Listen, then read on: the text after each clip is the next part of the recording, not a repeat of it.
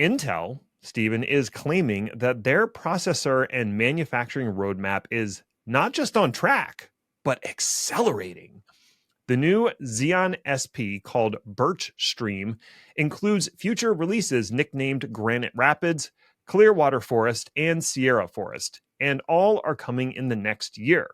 Intel's CEO, Pat Gelsinger, emphasized the importance of cloud and developers, and Sierra Forest is particularly interesting in that it packs 288 cores onto a single processor and is manufactured using 5 nanometer EUV processes.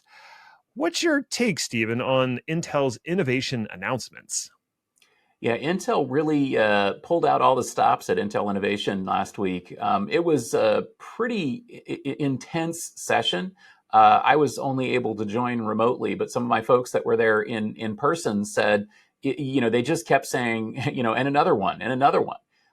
So yeah, Intel had a lot to announce, and I think that the point of Intel Innovation was basically for Pat Gelsinger to get up there in front of the entire industry and say, "Look, we are doing this.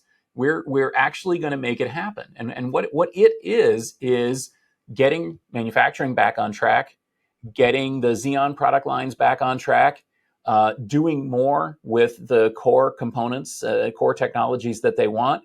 And the unspoken thing, of course, is getting rid of the technologies that Intel no longer finds strategic.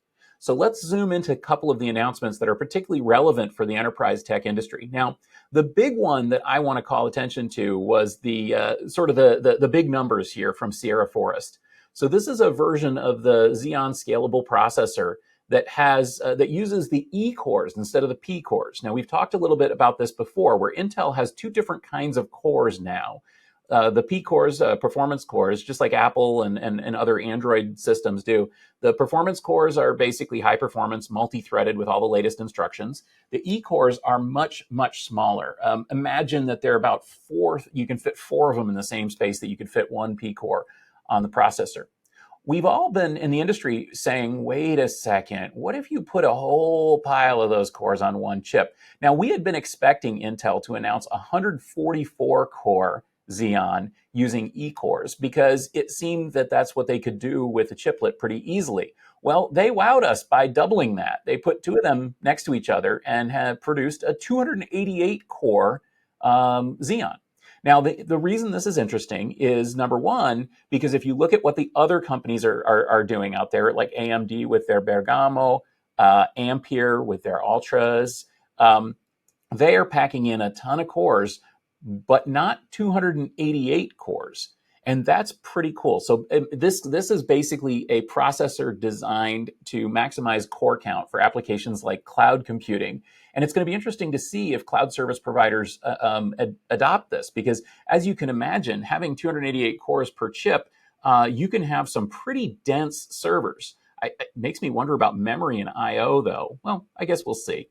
The other thing is that they're manufacturing this on a 5 nanometer process that they're calling Intel 3. So this is supposed to compete with the 3 nanometer processes from TSMC, which again is Intel saying, look, we're on track here with manufacturing. We're really doing this.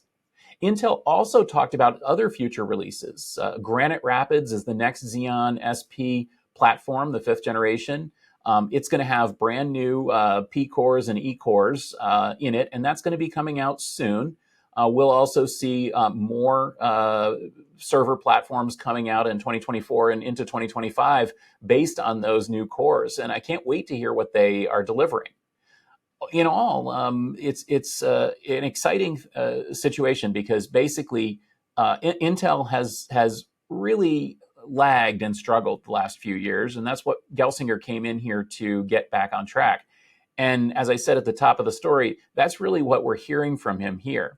Now comes the hard part, actually getting these things into market, getting them manufactured, getting customers, getting them delivered and deployed, and we'll see where that goes. But so far, really good news coming out of Intel.